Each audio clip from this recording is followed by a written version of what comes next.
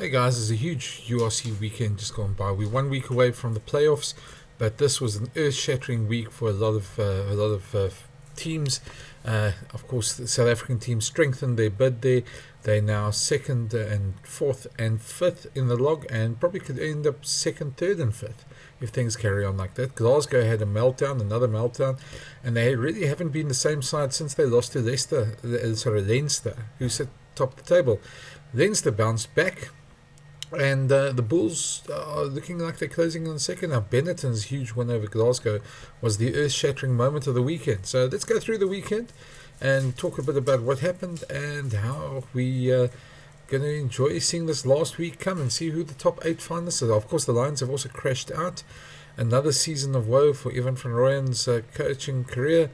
And for his team, they've unfortunately now got 13th position, no chance of making the top 8. And Van Rooyen has now got a 47% win record in his 4 years in the URC. There's other teams that they've fired coaches or left coaches for less than that. And this season we see Evan van Rooyen, if you take his 6-year record, it's not much better. So, let's have a look at the week.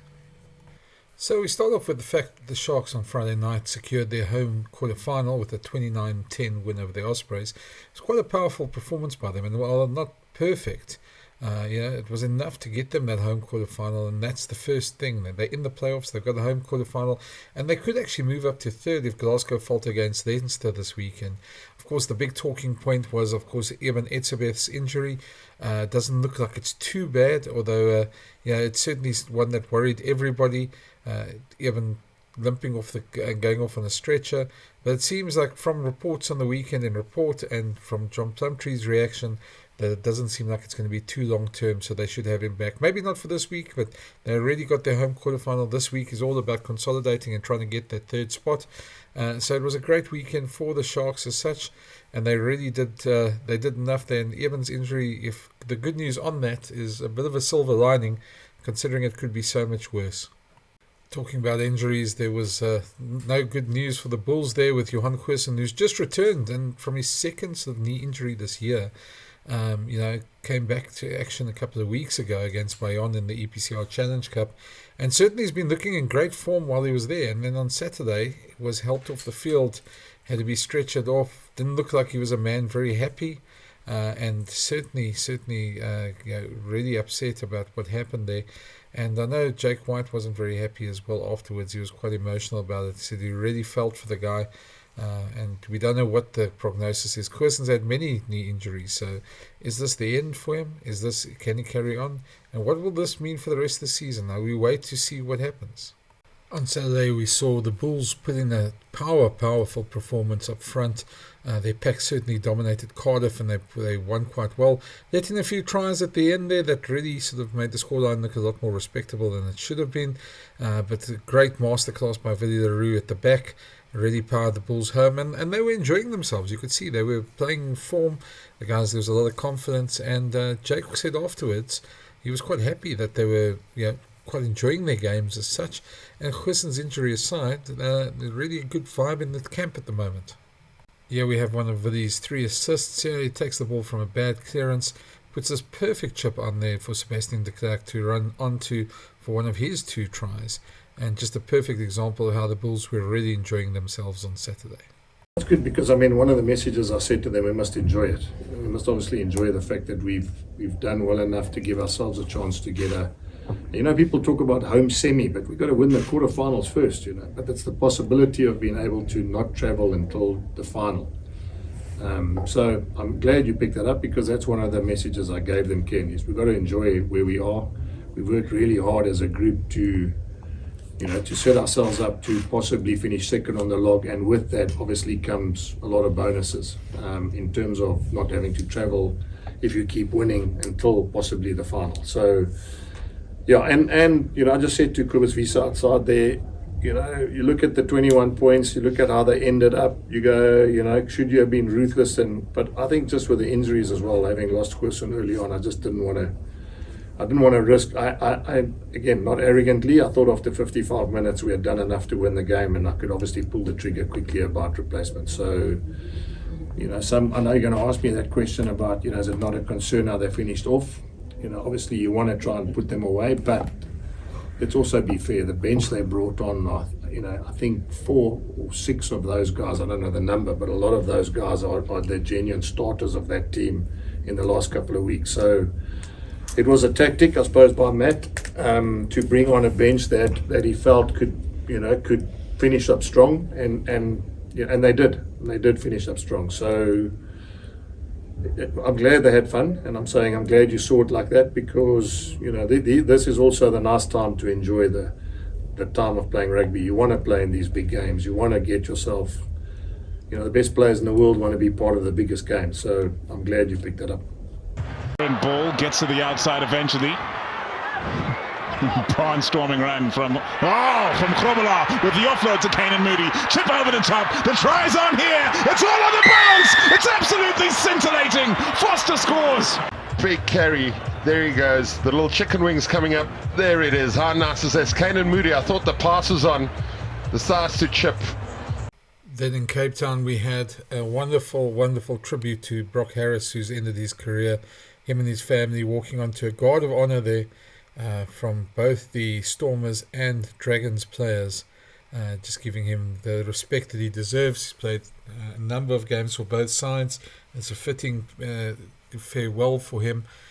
Obviously he's been there a long time, a big stalwart for the Stormers and for the Dragons at times. And to be honest, if you remember in COVID, he couldn't celebrate his 100th game. He couldn't have his family there because there was all those restrictions on the stadiums. So he certainly had to go through that, and I know there's quite a lot of disappointment then when it happened. So great to see him get the honour that he deserves there. And just quite an emotional day for the big guy, and I hope wish him well in the rest of what he does after rugby. The other big news was, of course, the 100th cap for Damian Willemse. It's hard to believe the guy, and there's his try against the Dragons. It's just really hard to believe that he's played 100 games already. He still seems very young. Double World Cup winner, of course, and certainly a guy who is electric on the field and can make things happen, as we see in this montage here that was put out on Twitter by, I think it was Vodacom who put it, the URC guys who put it out. Really such a great tribute to the guy. 100 caps, and hopefully there's a lot more of these moments coming in the future, and we'll see a lot more of Damian Willemse. Stormers won rather handsomely, and they started off in the house on fire in the first minute with this try. What an amazing try. What a lovely little break there I wanted to see there. Seabalos and that sending him through the gap there. And I wanted to see that he doesn't make a mistake with those. A lovely little instep there. Great move there. And you see inside out, and then he scores under the post. Great start for the Stormers there. That gave them a very good win against the Dragons, and they moved into 5th spot. They also got their quarterfinal confirmed, basically. And it's going to be good to see 3 South African teams in the quarterfinals. Overall, I thought we did what we wanted to do in terms of sort of trying to maintain some elements of how we played against Benetton. It's always going to be much trickier. A game like this, conditions, the opposition, that stuff. So that we have that standard like around the small stuff, whether that's small D or breakdown reaction or that was really good. Yeah, I'm really happy with the performance in general. The problem in the first half is the sevens come into them through clubs force balls in the wrong areas, which is probably something we talked about a little bit before the game. I thought the second half was, it was Benetton 2.0. The way we trapped them. Sometimes you get frustrated when you see those kicks going in the 22, but then it gives them a horrible exit, creates the transitions. Started towards the end of the first half. We started to sort of open them up there. Yeah, I think maybe we forced 1 or 2, if there's any criticism of this team today, which would be very little, 1 or 2 forced in the first half, which probably put us under pressure. I say, giving them 6 or 7 put-ins in the first half is too much. But for the rest, really, defensively really good. And I think we all expect, because it's the Stormers and because of the Benetton, because of the Dragons, it must be 70. Or was it 48? That was a good performance. Sorry, the point I was trying to make is, we didn't want Benetton backs against the wall reaction, kind of really super performance. And then a sort of emotional come down. I didn't see that lack of intensity there. That was really important to us. And then came the game we didn't expect. We were all watching it because Glasgow played Benetton in Treviso. And of course, there's a lot of interest from the Bulls and Sharks fans in this one, because Glasgow being 1 point above the Bulls. When the Bulls beat Cardiff, they went above Glasgow, and if Glasgow dropped points there, if they just had to drop 1 point, and the Bulls could go past them. What we saw was something totally unbelievable. We didn't expect it at all. It was Benetton smashed Glasgow, and Glasgow just haven't been the same side since they lost to Leinster in the Champions Cup. The Bulls beat them at home quite comprehensively, rather unexpected, and there were some pictures of Franco sort of fuming. Looked like he was rather not happy, and you could understand it. At one stage, Benetton were 33-0 up. So big win for Benetton there. And just let's have a look at one or two of the tries that Benetton scored. Some real good stuff. And this really puts the cat amongst the pigeons, because now the Bulls have got, if they win on Saturday against the Dragons, who are last on the log, they have the top spot. And so the second spot on the log. And the home semi-final, if they get that far. And the Sharks, of course, can move into third if Glasgow drops some points against Leinster.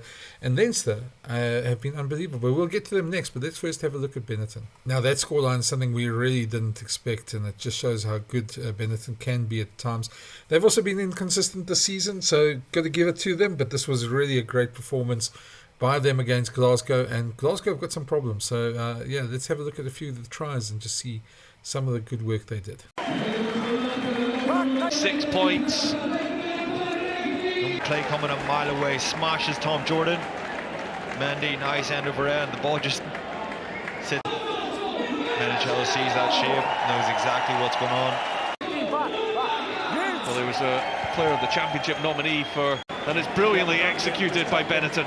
Touch, please. Okay, on the field, try, check it. Should we get the angles now, mate? Yeah, a dog boat. Just tries to put a bit of foot. Gajjo, we got it all started. Umanga frees up Rex, wonderful pass. The Dogwu for the corner, the swan dive. Edinburgh kept their hopes alive there with a win over Connacht, who literally were one of the teams that exited. The last 2 weeks they haven't really been very, very good, and it's been an up and down season for them. But Sean Everett's side still alive in the quarterfinals. We'll have a look at the log now at the end of all this. But yeah, they've still got a chance, and they gave themselves a chance to win as well. So good win there for Edinburgh as well. The other interesting result of the weekend, of course, was Leinster smashing Zebra Palm. And we're all waiting for the backlash after their exit out of the Champions Cup there. A lot of disappointment of them losing to Northampton Saints in that Champions Cup quarterfinal. In semi-finals, sorry, and we thought there was going to be a backlash. Geordie Barrett, who was on the bench in that Champions League game, started, and to be very honest, had an absolute smash-over game. Leinster are going to be in fine form. They can only win the URC now. That's the only trophy they've got left. So, and they haven't won it for the last 4 years. So there's a lot riding on this, and they certainly in this last week against Glasgow are going to probably go full ball. We realise that it's going to make for a good clash as well, but they certainly would want some momentum going into the quarterfinals. You got to give it to them. They are a damn good side when they're on song, and with that disappointment fueling them at the moment, will it be enough to see them home this year? We'll have to see. But yeah, Leo Cullen obviously was quite honest about it, said there's a lot of disappointment still, and he understands it fully. So let's hear from Leo. Leo, that must feel like I suppose some sort of a pain relief from last week, but not the sort of pain relief you're looking for. How do you view that performance and that result? It's just getting back moving again, isn't it? Like, it's just one foot in front of the other, isn't it?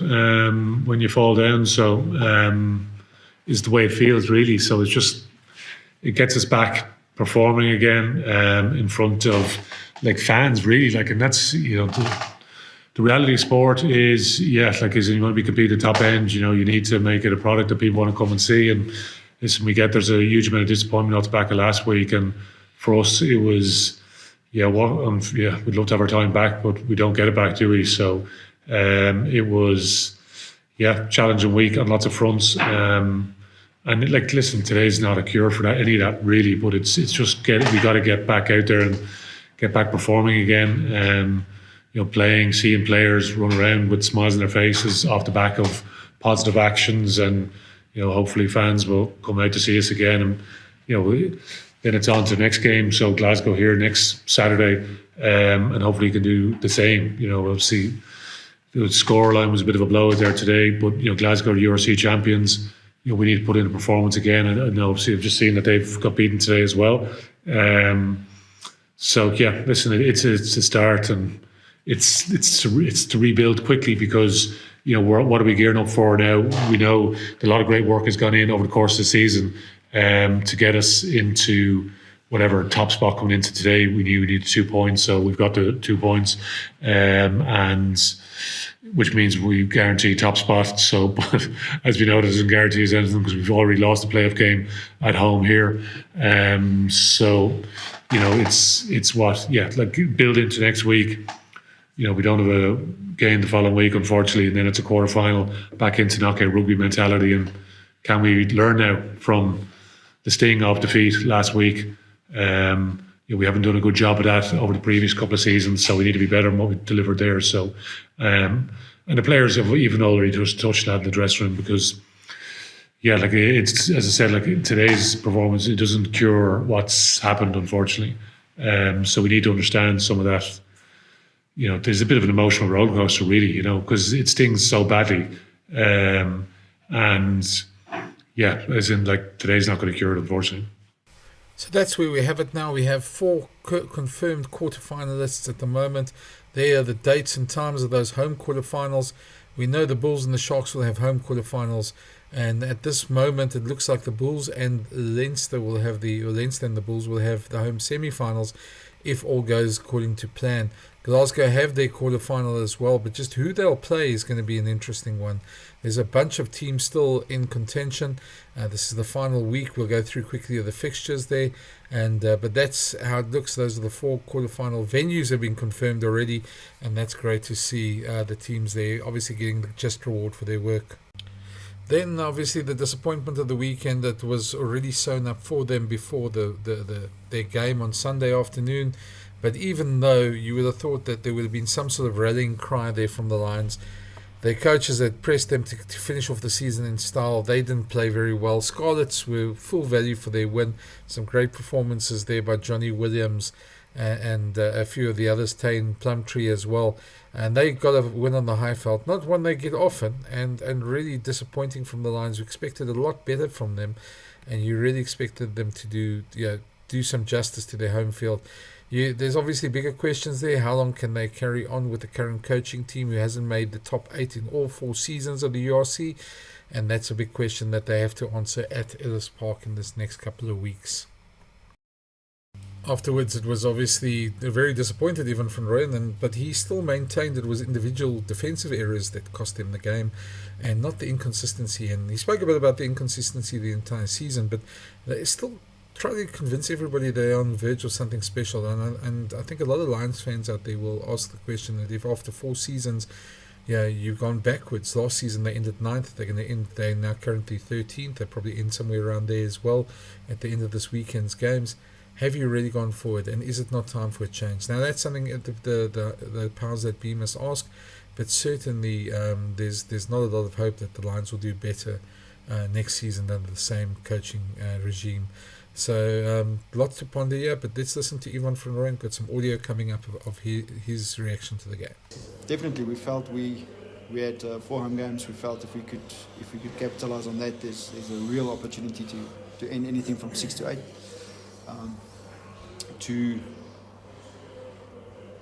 lose 2 out of the 3 currently, obviously that is frustrating. It's not. We're really proud of who we are. And we're really proud of where we want to play, and make Emirates Inland Park really tough place to come and play at. So obviously we're disappointed with those 2 results. It's a short week for us. We've got a 6-day turnaround, so it's important for us to get ready for next Saturday.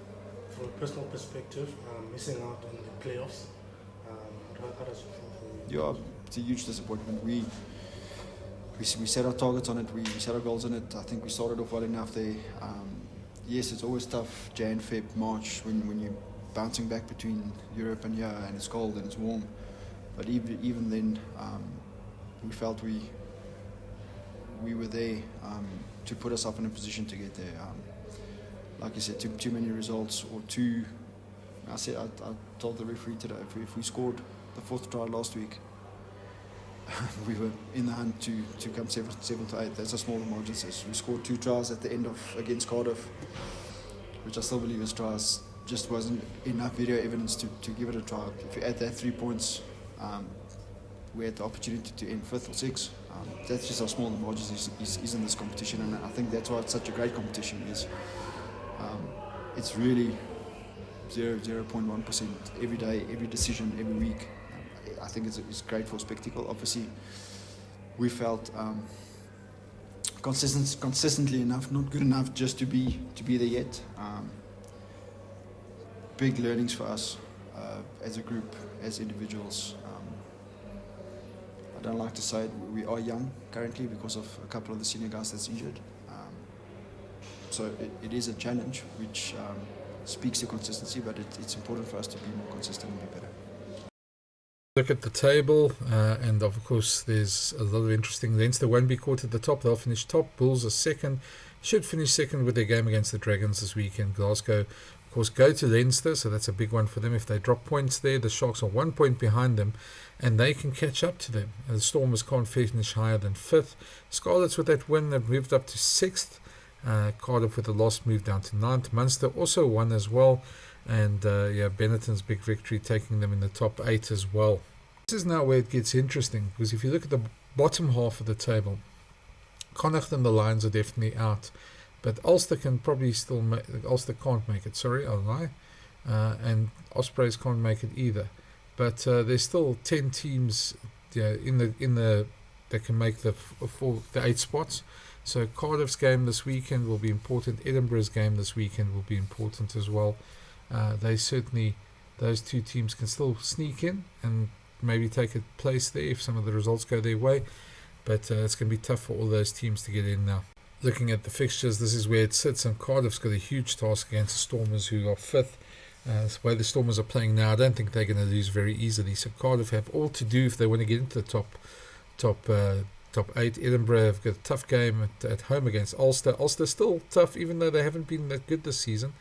Munster, of course, playing Benetton. That's the big clash on Friday night to see who goes through there. Both teams are jockeying for positions, and they see how high they can finish. Saturday starts off with a Bulls game against the Dragons at Loftus. I think that's going to be one-way traffic. Can't see the Dragons troubling the Bulls at the moment. Lions, of course, play the Ospreys, and that's still significant for the Ospreys, but none of them can really make the top 8, so it doesn't really help them. Zebre and Connacht play each other. Both of them are out of the top 8. Sharks, of course, play Scarlets. That's important for both teams, but the Sharks know they've got a chance of finishing 3rd. And then the big one, Leinster, Glasgow Warriors on Saturday night. That's going to be huge. Those last 2 games have determined who's 3rd, who's 4th, and it's going to be interesting to see. I think the Bulls will sew up 2nd spot as well. That's it, guys. That's the wrap for the week. That's what happened this past weekend. Of course, going to be a lot of interesting fixtures this week coming up. A lot to play for and a lot to talk about next week as well. So thank you for watching. Let me know in your comments below what you think as well.